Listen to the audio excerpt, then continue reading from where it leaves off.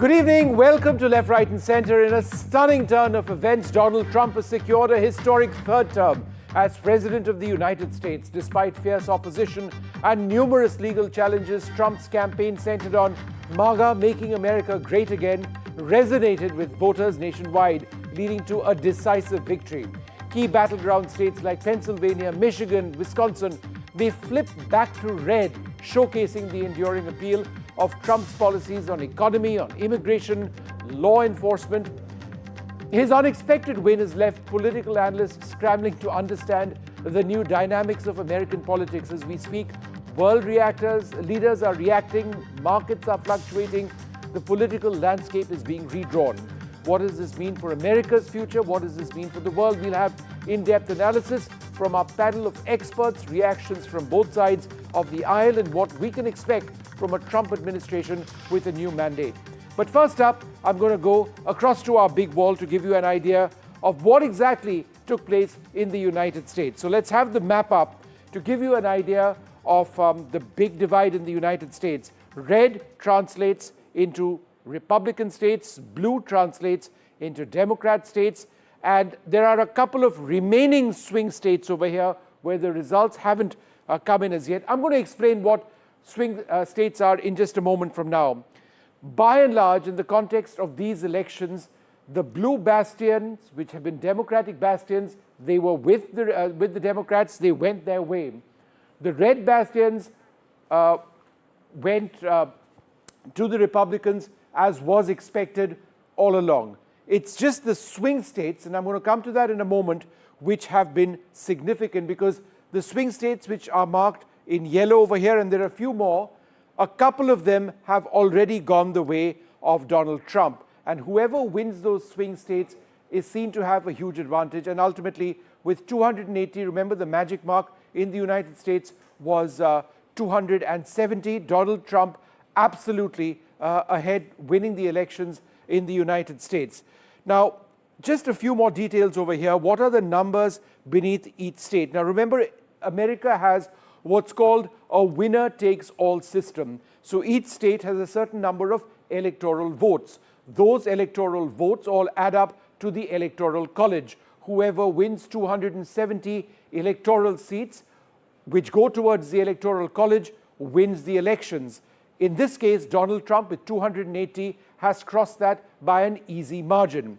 So in the case of California, for example, which did go to Democrats as was expected, there are 54 electoral seats over here, all of them added to the kitty of the Democrats. If you look at Texas with 40 electoral seats over here, all of that added to the kitty of the Republicans. Remember, in America, the popular vote doesn't necessarily mean you're going to win the elections. It really depends on how many electoral seats you actually put together to cobble together at least 270 seats, 270 out of 538 to win the elections. However, in this case, not only has Trump won the large number of electoral seats that he requires, or electoral votes, I should say, that he requires, he has also won the popular vote. And through this program, we'll be talking about how that is particularly significant. But while these are the remaining swing states or battleground states which haven't been decided as yet, let's give you an idea of what did take place in some of the other key battleground states. And battleground states or swing states, what has taken place is, in the case of Arizona, just look at this. They've gone by and large to the Republicans, 51% for the Republicans, the Democrats at 47.2. Let's keep shifting as I go through these numbers to tell you what happened in the other ones. In the state of Georgia, 50.8 to Republicans, 48.5 to Democrats. So it is narrow, but even if there's a tiny gap, all of that state goes towards one side. And this has continued. So let's keep flipping the screen. If we go across to the state of Michigan, 51.1% for the Republicans. And let's just continue going with that, with Nevada at 51.5%, and now North Carolina with 51.1%.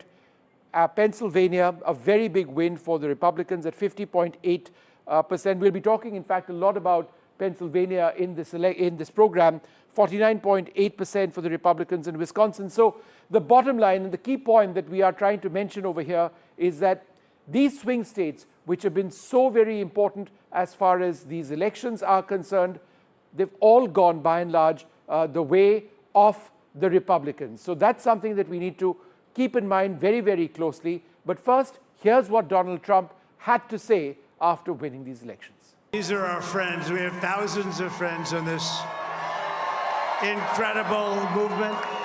This was a movement like nobody's ever seen before. And frankly, this was, I believe, the greatest political movement of all time. There's never been anything like this in this country, and maybe beyond. And now it's going to reach a new level of importance because we're going to help our country heal. We're going to help our country heal. We have a country and it needs help very badly. We're going to fix our borders. We're going to fix everything about our country. And we made history for a reason tonight, and the reason is going to be just that. We overcame obstacles that nobody thought possible, and it is now clear that we've achieved the most incredible political thing. Look what happened. Is this crazy? But it's a political victory that our country has never seen before, nothing like this. I want to thank the American people for the extraordinary honor of being elected your 47th president and your 45th president. And every citizen, I will fight for you, for your family, and your future. Every single day, I will be fighting for you, and with every breath in my body, I will not rest until we have delivered the strong, safe, and prosperous America that our children deserve and that you deserve. This will truly be the golden age of America. That's what we have to have. Well, I'm also joined by my colleague Gauri Dwivedi. She's had a very, very hectic last couple of days along with the team of NDTV journalists in the United States. We've been covering the length and breadth of the United States. It's all over, Gauri. We hope you come back now sooner than later. But it's been fun, no doubt. Give us a sense of what's been happening, talking to friends, talking to people. Are they relieved that it's all over? Or is there still a sense of disbelief, both among Democrats and Republicans, that it's gone so clearly Trump's way?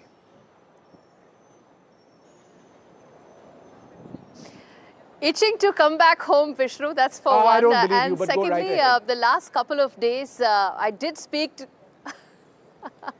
I spoke to a bunch of people, and all of them are first of all relieved that this has ended. There were lots of concerns that will the election night actually end, or will there be a bunch of litigation that could drag the entire process. So to that extent, there is relief on both sides, and of course for the voters and people at large, that this has ended. Secondly, going into this election, the one thing that one heard again and again was, and a lot of Trump voters said that, and something that probably reflected in the results as well, they said that, you know, when it comes to the Democrats and the Democrat voters, they're very vocal about their critique of Donald Trump. But the Republican voters, they said that they are more subdued. They don't want to come out lashing against Kamala Harris per se. It's just that they weren't convinced that she could actually do a better job as far as the economy is concerned. As for Washington, D.C. here, it is going to be blue, Vishnu, till 19th of January, and it turns the darkest shade of red only on the 20th of January. But interestingly, the next 45 to 50 days will be spent, of course, figuring out the key appointments and, most importantly, what lies ahead in a presidency which will be extremely powerful with the Senate under control. The Congress is a toss-up right now, but could go the Republican way. And of course, Donald Trump winning both the popular vote and the Electoral College, Supreme Court under his belt. So who knows, some of those big contentious things that he's spoken about, immigration and a couple of others, he could actually get some of those really contentious legislations going. All right, Gauri, I'm just going to introduce our panel. We've got Richard Painter, law professor at the University of Minnesota. Ambassador Atul Keshup will be with us in a little while, president of the US-India Business Council, one of the most influential American diplomats who served in India in the past. We've got Professor Dan Casino, Professor of Government and Politics from Farley Dickinson University. Clifford Young, President of Ipsos Public Affairs in the United States. The Ipsos polls have been fairly interesting. Dhruva Jaishankar joins us as well, as also Dr. Bharat Barai, Chairperson of the US-India Community Foundation. Richard Painter, let me come to you first. Just in terms of the larger picture over here, over 51% of the vote for Donald Trump is equal to Obama's second-term win. It's the first time that we've got a Republican president since George W. Bush in 2004 to secure the popular vote. In terms of the magnitude of this win for the Republicans, what does it mean for the party? Well, this is an election that turned largely on the economy is the number one issue, particularly in Pennsylvania, Ohio, Michigan, Wisconsin, critically important states that used to be toss-up states or sometimes in the Democratic column. But the economy is a challenge, particularly in states that used to have a robust manufacturing sector that do no longer. And Donald Trump has appealed to those voters who are concerned about being left behind in the economy. Now, whether he's actually going to do anything to help them, we'll see. He has another 4 years now in the White House to work with Congress to actually make good on his campaign promises. But that's what this is all about. And it's a famous saying, James Carville, the Democratic strategist who helped Bill Clinton win back in 1992, said, "It's the economy, stupid." Well, unfortunately, I think the Democrats have spent a lot of time talking about social issues and particularly divisive social issues, and have not focused on the economy. And working voters, particularly people with lower wages, feel very frustrated about that. And if people who are earning lower wages aren't willing to vote for Democrats, the Democrats are in trouble. Indeed. Vishnu, if I can get Ambassador Keshup on the fact that the next 4 years in terms of the India-US relationship, given the backdrop of the fact that Donald Trump has been very clear in terms of tariffs and also on immigration, both of which actually directly impact India. Well, thank you very much. And look, I'd like to refer to what the previous panelists just discussed about the economy. You know, clearly the voters sent a very strong message. The president-elect has a clear mandate, and it is focused on the well-being and happiness of the American people. So the critical issue for U.S.-India relations is whether Delhi and Washington can have a discussion that validates each other's perspectives and particularly understands the message being sent by the American people. I have full confidence that there can be a lot of ambition in U.S.-India relations. President Trump is a deal maker, and there was some work on a landmark trade agreement between the U.S. and India during the last days of Trump 1. I hope that they could pick that up and go forward. Certainly tariffs are in the mix. The president-elect has been very clear about that. But this is where countries like India, friends and partners, should understand where the American people are coming from and the message that they have sent about the economy. I do see opportunity for a deal, though. Ambassador Keshup, I'll come back to the India story in just a moment, but as an experienced diplomat, I just wanted to quickly get your views in on what's happening in Europe, the war over there, the fact that we've got Trump, Zelensky obviously concerned, he needs American support and the provision of weaponry, the provision of funds. Do you believe that there'd be a change in American policy? Your personal view? Well, let's see what happens. I always say personnel is policy. Let's see whom the president-elect picks for his team. And then we can see what the policies may look like. But President Trump campaigned on strengthening America, addressing the economy, and ending wars around the world. Now, I wish him the best of success in that. These wars are terrible. They've been terrible for the countries affected, particularly for Ukraine. And I think a strong America ensures deterrence that makes our adversaries think twice. And in that regard, a strong America is good for us, but it's also good for the Indian people, because democracies need to have a strong deterrent capability. And part of that starts with having a strength at home and a strong and running economy at home. Ambassador Keshav, you've always worked on and seen firsthand that very close camaraderie, in a sense, between Prime Minister Modi and the US President. There was that huge Howdy Modi event. I remember attending in Ahmedabad, a lot of support over here for him.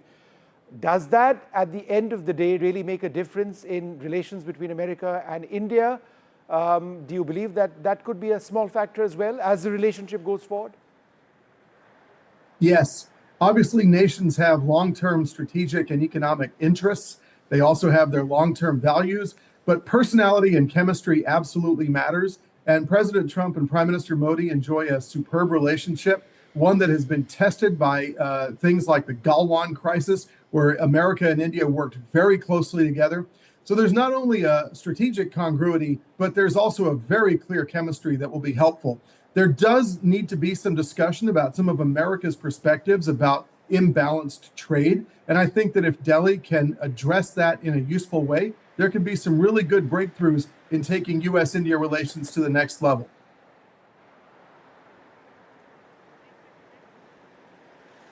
Indeed. And in fact, taking on from the fact about trade being a key area of focus, I want to ask this to Mr. Richard, in fact, that what do you think could be the key focus areas for the Trump administration 2.0? And the reason why I ask that is that he's going to be an extremely powerful president. He'll be able to pass through some very important legislation, even if they are extremely contentious. Even if you just take the immigration part, all reports suggest that it could take $88 billion of American taxpayer money to send 1 million immigrants back. That also impacts India. But the question I want to ask you is that do you see some of this actually passing through, or do you think that was election rhetoric and the administration will have to decide between what's feasible and what's just not possible? Well, I think that some of it's election rhetoric and will not happen, particularly mass deportations. I do not expect that. What I do expect is some contentious discussions about tariffs and trade. And I'm hoping that the Trump administration will recognize that growing the economy of the United States as the second largest democracy in the world and India is the largest democracy in the world together in a partnership will be very, very important, not only for the economic growth of both countries, but also to have a strong posture against China. Of course, we are flooded with imports from China that are undermining American workers, but also China is not a democracy. And I believe ultimately, as a national security issue, China is the big worry for the Trump administration, and the strong economic alliance with India is going to be very, very important. And that means a reasonable posture on tariffs so that we can grow both countries' economies together as well as have a strategic relationship. Professor Dan Casino, I just wanted to focus on, what the Democrat rhetoric against Trump has been and the fact that he's defeated it all. Firstly, he's the first twice impeached US president. He's the first convicted person to become a US president. He'll be becoming US president. All of this evidently didn't matter at all to US voters. They aren't concerned, quite clearly, the large majority, about the fact that he faces so many charges. Now, many of these might be wiped away when he becomes president, but is it not interesting and significant that his background, his criminal background in some cases, wasn't a showstopper for Trump? You have to remember that American voters are very good at what we call retrospective voting. They are voting largely on the basis of what's happened in the past, not so much with prospective voting, that is voting on the basis of what they think is going to happen in the future. I think what we're seeing is a rejection of the status quo. It's certainly for President Trump, President-elect Trump, was a messenger for we're going to reject the status quo. But the votes, I think, should be seen more as a rejection of how people perceive the economy under Biden, inflation and unaffordable housing, rather than an acceptance or support for what former President Trump has done. So it's not about, they like it or they think it's great. Rather, it's that they don't like what's going on now. And when you don't like what's going on now, you vote against the party that's in power. Okay. Gauri? Right. Vishnu, do we have Jyotsna with us? Jyotsna is there with us. Go ahead, Gauri, with your question to Jyotsna. Okay, great. Jyotsna, I want to ask you this, and I'm sure, Vishnu will, over the course of the show, talk more about the Indian-American connection.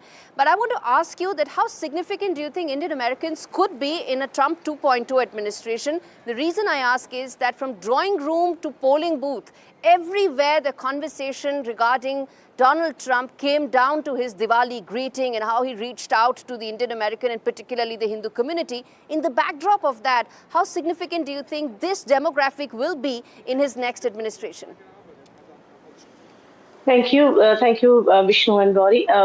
See, I'll tell you, when we speak about the Diwali celebration, if I trace it back to 2022, President Trump, along with Shalabh Kumar, the founder of Republican Hindu Coalition, they hosted a Diwali at Mar-a-Lago at his own residence.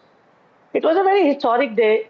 That was the first time when we were chanting 2024, 2024 for Trump. And maybe he was still making his mind then that whether he would be wanting to contest the election in 24 or not.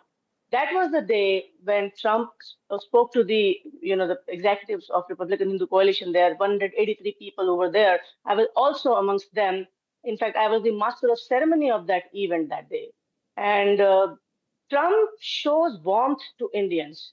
In fact, while doing the diya lighting, it was more of a passion he has about the religious thing even Hindus do. In fact, lighting up the diya, the lamp, he really likes doing it. So it was a very small thing I'm quoting. The thing is, he considers the Indian Americans or Hindus also, to be more precise, as part of his team. Republican Hindu Coalition founder President Shalabh Kumar, in 2016, when Trump was a candidate, he was the first one to endorse him. Right. And I pretty well, you know who Shalabh Kumar is, right? And how he has come along with him. Of course, in 2020, then there was a gap when Trump did not bring in Shalabh there to his campaign. 2022 started off again, and there afterwards, he contemplated, fighting for the elections. Then Vivek Ramaswamy came into the picture, again, another Indian American with his roots very strong. And Vivek Ramaswamy dropped and he started supporting him. Right. Jyotsna, I'm going to come back to you in just a moment. Sure. I take the point, and Bharat Barai is with us as well to talk about that. But I wanted to go across first to Clifford Young, President of Ipsos Public Affairs in the United States. Mr. Young, polls get it right, get it wrong, I should suggest, quite frequently. It does happen sometimes, it goes right. We have this huge problem in India where exit polls, for example, or have had disastrous results in our general elections. They've almost all been inaccurate. Now, in the case of the United States, would you agree that the polls, by and large, were way off the mark? That in fact, the margin of victory for Trump was something that the large number of polls didn't predict at all? It's been a long night, right? And so ultimately, let's wait a bit. We need to wait a few days to get all the tally of the votes in. Let's make sure we have everything there so we can ultimately see how the polls ultimately performed.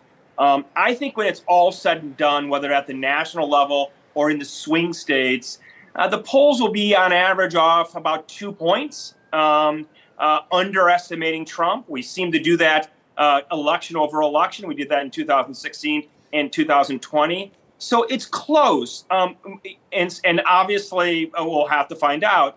But my bigger criticism is actually the narrative that the polls set. And so we went into the night thinking that this would be a contested election, perhaps a Trump election. I think many of us thought that Trump had the upper hand. But really, this night was one where Trump dominated. I think on that point, the polls did not do a good job of helping set up the narrative. So at the end of the day, I think we're going to find it's close. But that said, the narrative was off. Right. Dhruva Jayashankar is also with us. Dhruva, we spoke on the eve of the election, and the one thing that all of us were talking that evening was how close it was. But it isn't, the results don't seem to indicate that. Your sense of what really swung the election in favor of Trump, or a fact that many sort of an issue that many overlooked? Right. So, a lot of things in the last 12 hours are being said retrospectively. The fact is, we don't know. I think people will be poring over the data on elections for days, weeks, months to come. I think a few factors. I think, as Cliff Young suggested, the outcome itself was not surprising. It was well within the realm of possibility that Trump would win. I think the margin of victory has really been a big surprise. The fact that he's up by 5 million votes in the popular vote, I think, is not something that was expected. And that it's really across demographics. It's across states and Democratic strongholds. He's done better even when he lost the state. So it's really what this signals is really a very widespread sentiment and what might be characterized as a protest vote against the establishment in the Democratic Party. Now, there are many reasons we could look into it, and I think once people pore over the numbers, they'll see, is it because Harris underperformed and the Democrats underperformed, or is it because Trump overperformed, or a combination of those? Is it more economic issues? Is it the semblance, is it pocketbook issues that have affected average voters or their sense of the economy, even though the macro numbers seem to be very strong? Is it cultural issues? Is it foreign policy issues? Again, there's some evidence already in Michigan and other places that certainly played a role. Or was it some combination thereof? And my suspicion is because almost every demographic, with the exception, I think, of college-educated white women, voted more in favor of Trump than they did 4 or 8 years ago, that this suggests a very widespread dissatisfaction with the status quo and perhaps an all of the above explanation. Sure. Dr. Bharat Barai is among the foremost Americans of Indian origin. He's been a doctor for decades. He works very closely with the Indian community over there, extremely influential. Wonderful to have you, Dr. Bharat Barai, with us on the program. You've been following and tracking the progress of Indian politicians in the US very closely, those running this time around as well. How well have Democrats or Republicans of Indian origin done? Thank you, Vishnu and Gauri. The Indian Americans have done very well. In fact, I should share with you that Mr. Suhas Subramaniam will be the 6th Indian American congressman in the new Congress. And right now, Dr. Amit Shah from 1st District of Arizona, he is leading, but it's a small margin and only 56% of the votes are counted. So, well, let's say if he becomes the 7th US congressman of Indian American origin. So we have done very well. Politically also, we have been very active. And a lot of things happened in last 2 weeks, talking with candidate Trump about the concerns of the Hindu community. I would not go into all the details, but ultimately we requested that a strong statement be issued on behalf of the Hindu community of Bangladesh that was being tortured and the Hindu temples that were being desecrated in Bangladesh. And he was more than willing to do it. And I think it did swing quite a few. Many of the friends that I talked to in USA, they all said, oh, wow, Trump did it. He gets my vote. The other thing that did not help Democrats, inviting the Khalistanis at the White House 2 days before Prime Minister Modi's visit for the Quad. And I think, Vishnu, we talked about it in New York when you were covering the Prime Minister's visit. There were a lot of people who were very pissed off, saying that all these people are desecrating Hindu temples. They desecrated Mahatma Gandhi's statue in front of Indian embassy. They try to preach separatist propaganda. They try to post videos saying that the Air India airliner will be damaged or desecrated or bombed. And so White House sent a lot of wrong messages to the Indian American community. There was also a lot of effect on the Jewish community. There are many Jewish friends who were very much unhappy that Biden administration tried to put an embargo on some of the arms shipment to Israel when they were fighting the terrorists. So I think different groups acted in their own way, being unhappy, and ultimately that showed up in the votes. Yeah, it did. Surprisingly, I should say, the Pakistani community, they also sided with Trump, And now there is a division among them, those who are for the present government and those who are for Imran Khan. Right. I just wanted to go back to Ambassador Atul Keshup, who's been waiting. Ambassador Keshup, correct me if I'm wrong, but my sense is that the primary foreign policy agenda of President Trump over a period of time, assuming the wars do come to an end sooner than later, will be China. And again, I would suggest that it's that confluence of thinking between New Delhi and Washington on the challenges and opportunities that China has that would be an area where both sides would actually talk about. India is focusing on the Asia-Pacific more than we have in the past. America certainly is. Do you believe that the China factor, for positive reasons and perhaps because of concerns, would dominate the relationship? Well, look, let me go back to the Trump 1 term, which was greatly impacted by the pandemic. I was working intimately on China policy back then, and of course, it had such an impact on the American people. I can't speak for President Trump or for what the new administration will do, but what I can say is that they absolutely want to ensure that the United States of America and its people are indemnified from the risk of excessive exposure to anything that might impact our happiness and health and well-being. So that means that countries like India are actually very important because India is a trusted country. India and the United States share the same concerns about supply chain exposures and risks. And we, of course, have the Quad commonality and the Indo-Pacific shared perspective.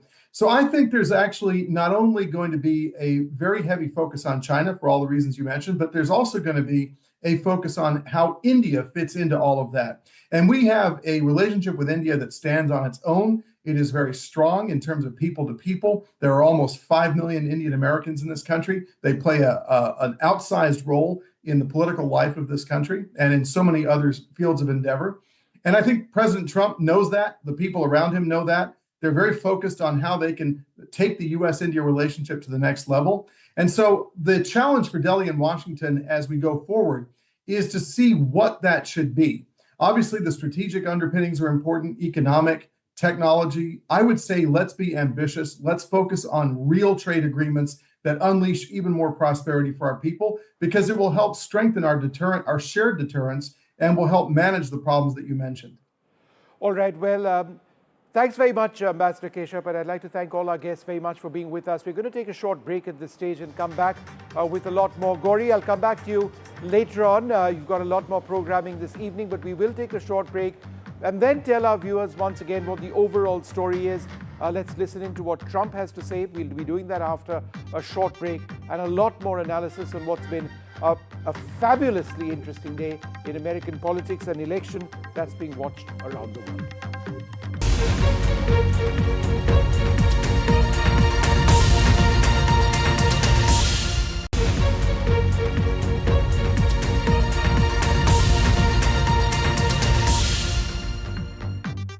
Welcome back. Incredible elections in the United States, 280 to 224 for Harris. Donald Trump is going to return. He's going to be a two-time president of the United States. Whoever thought that the election results were going to be as clear-cut as they are at this stage? Kamala Harris and the Democrats nowhere in the picture. But let's listen in to what the man of the moment has had to say.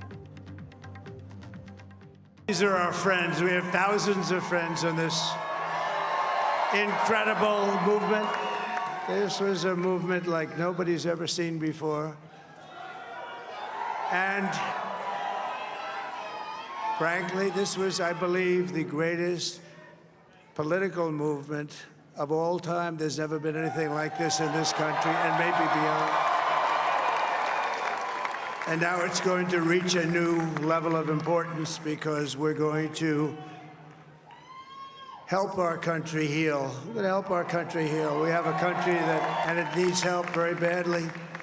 We're going to fix our borders. We're going to fix everything about our country. And we made history for a reason tonight, and the reason is going to be just that. We overcame obstacles that nobody thought possible, and it is now clear that we've achieved the most incredible political thing. Look what happened. Is this crazy? But it's a political victory that our country has never seen before, nothing like this. I want to thank the American people for the extraordinary honor of being elected your 47th president and your 45th president. And every citizen, I will fight for you, for your family, and your future. Every single day, I will be fighting for you, and with every breath in my body, I will not rest until we have delivered the strong, safe, and prosperous America that our children deserve and that you deserve. This will truly be the golden age of America. That's what we have to have. All right, so let's just explain what has happened in the United States by a quick look at a couple of details which we've been working on.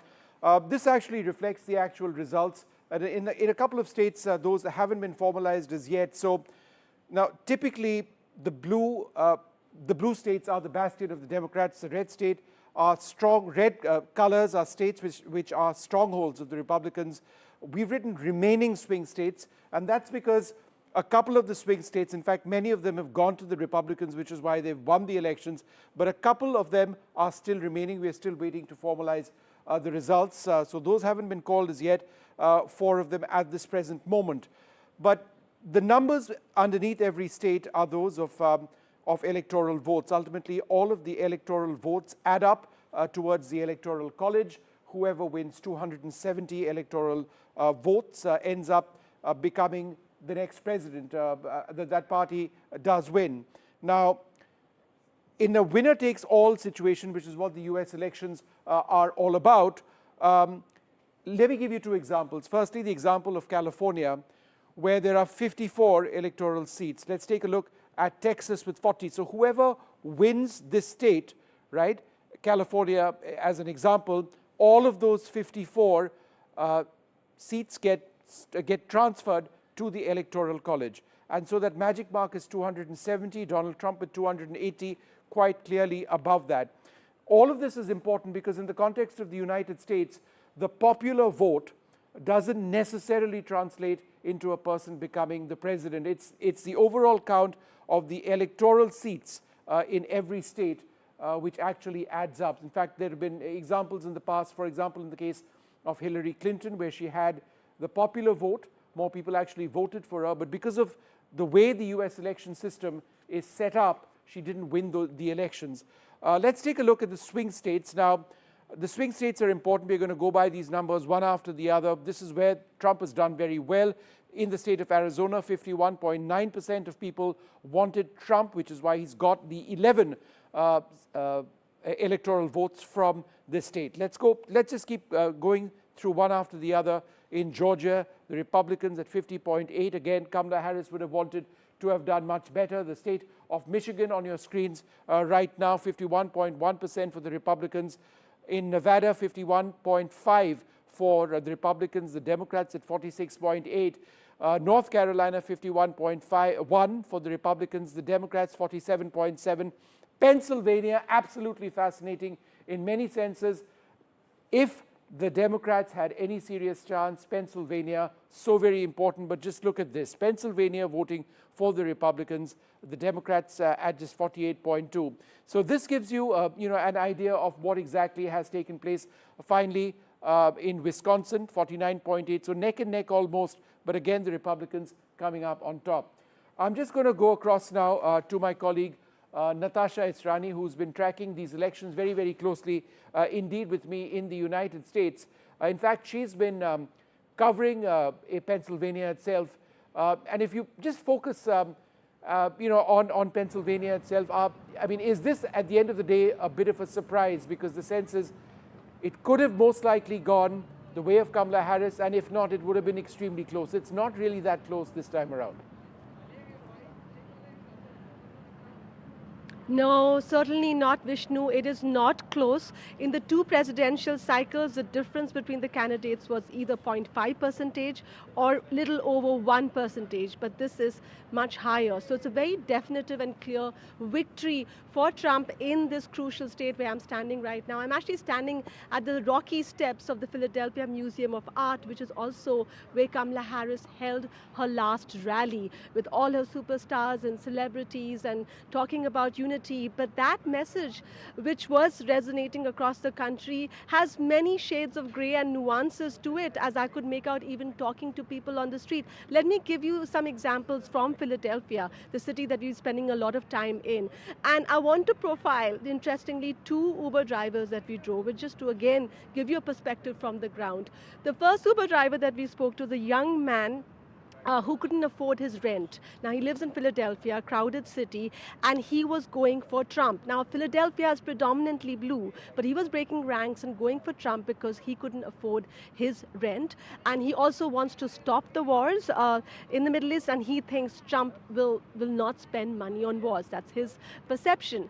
Another Uber driver, completely different profile, a white woman, young again, and she also went for Trump. And I asked her actually about reproductive rights and how she felt about that and the overturning of the Roe versus Wade. And she was very clear in her outlook to us, saying that she felt these are decisions made by the state, and she still trusted Trump overall with women's issues. And also for her, just like men and many other ethnicities in the United States, it has come down to the pocketbook. She was concerned about her wallet, and she just trusts Trump more with that, as she told us, over Kamala Harris. So this is Philadelphia, predominantly blue, and we were still meeting a lot of people who voted for Trump. And when it comes to the state, it's such a large state. It's made of these huge cities, but also very industrial areas, also rural areas, a lot of farmland. And then fracking was another big issue, whether to frack or not. So yes, Pennsylvania going for Trump is really something that helped change the game for him. All right, Natasha, be with us. I'm just going to introduce our panelists. Alex Zidane, Republican political strategist with us, Professor Dan Casino, Richard Rosso, and Dr. Bharat Barai still with us. Mr. Rosso, let me come to you first. So the White House goes to the Republicans, the Senate goes to the Republicans, the Supreme Court is already with the Republicans, Congress with the Republicans as well. In a couple of months from now, the very face of America and American politics seems to have been decided in one direction. And what is that direction? I mean, what would it mean for millions in the United States with such an overwhelming Republican presence? Well, I think we know what the aspirations are that Republicans are able to appeal to. I come from a state of Michigan where you've seen deindustrialization, a lot of people kind of wondering what the future means, concerns about trade, concerns about immigration, job losses. So the hope is that, putting a different party, to be able to carry all these offices simultaneously, you can actually have concerted policy efforts that can bring a lot of those jobs back home, restore American manufacturing, improve what we see in innovation. But also, I think some areas on stepping up, as we saw during the last Trump administration, with some of the strategic threats that we see from China. And part of that also involves reshoring manufacturing and being more competitive in emerging technology areas.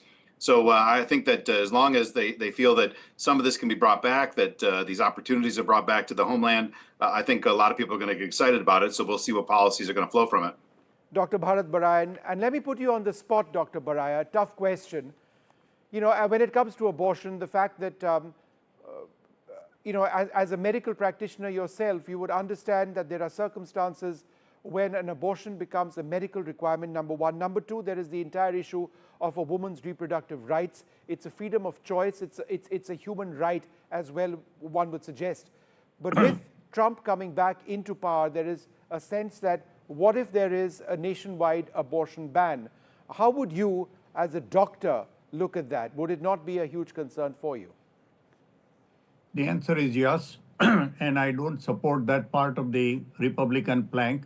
But let me explain, Vishnu, what the Supreme Court did is, instead of declaring it as a federal right or fundamental right, they pitched it to the states. So it is the state legislature that decides what should be the stand of the state for the abortion. So almost half the states in USA, still abortion is legal, like New York, California, Illinois. But there are conservative states where they have ruled different kinds of things for abortion. You cannot do it after this many weeks or after this much condition. But I agree that the reproductive life is an important thing for many women, and it should be respected both as a medical practitioner as well as human being. Now, interestingly, Trump had said during his campaign, without saying specifically, that, oh, the women will not have to worry about abortion. Now, what did he mean by that? He did not clarify. So it will be interesting to see what ultimately he does. Now, if the Congress is controlled by all three same party, we know that Senate will be controlled by them, but they have so far only 52 votes. So if they try to bring some legislation to try to make a federal ban on abortions, then there will be a lot of resistance, and they might invoke filibuster in the Senate where it requires 60 votes rather than majority vote. So the chances of such a legislation passing, I would consider very remote, but there will be some people who will try to play around with it, and that will create some dissensions. Certainly, the American Medical Association and the medical community strongly supports women's right to choose their reproductive choices. So let me come to you next. The fact that many suggest that Trump ran a really negative campaign in terms of his vocabulary, his language, his aggression, the fact that he's got a criminal record, a lot of negatives which people have pointed out. I won't repeat all of them. It just seems that in America, people haven't really cared very much. That's never been a factor. Whereas some would suggest that the Democrat campaign was on almost exclusively ensuring that the core concept of democracy was protected in the way that it's been perhaps in the past. Does this election, in a sense, define a new America, a new vision of what democracy and freedom in America can actually mean? Well, it's certainly a new coalition, Vishnu. That's something that we've seen since these results started coming in last night. The working class, non-college educated, hardworking, blue-collar people are Republicans now. They are. That coalition that the Democrats put together dating back from the Great Depression has crumbled. It's crumbled because of the new divide between those who have college degrees, who mostly vote Democrat, and those who don't have college degrees or have college degrees like me and know that they're no substitute for real world experience. They vote Republican. That's going to be our new paradigm going forward. And it's really impressive to see President Trump's success among Black men, his success among Latinos, his success among Muslims. The Democratic Party took those demographics for granted for far too long. And last night, they were bitten back because of what they've done over the past few decades. Professor Dan Casino, what does this mean for the Democrats? Well, the Democratic Party is going to have to try and figure out what it means going forward. So I think the other guest is absolutely correct that we are seeing a realignment in American politics. I think it's actually less about education, much more about traditionalism. This idea of traditional masculinity, who's supposed to be in charge, traditional hierarchies of power. And the Democratic Party has been on the side of kind of tearing down or mitigating those hierarchies. And the Republican Party has been on the side of propping those hierarchies up. So the question going forward for the Democrats is, what can we do to appeal to people who are scared? Men who do feel, as about half of men in the United States do, that they've discriminated against because of their sex. And that includes African-American Latino men. African-American men still win for Harris, but we did see Latino men narrowly supporting Trump in this election. So the old racial coalitions have fallen apart, and the Democrats need to figure out what do they need to do in order to turn out their voters and reclaim support from the groups that they, in theory, can still win. Richard Russo, is it your sense that the Democrats left the pick of Kamala Harris too late in the day, that perhaps voters needed to have seen more of Kamala Harris before Biden was persuaded to not contest in the next elections? I think they were left with a difficult choice. They had to really cut ties with Biden, have him hand over the torch, and Kamala Harris the reasons for choosing. She was the next best candidate in line there. She had a moment there where she was crawling ahead in the polls, and she had a pretty good run, I think, in the first few weeks.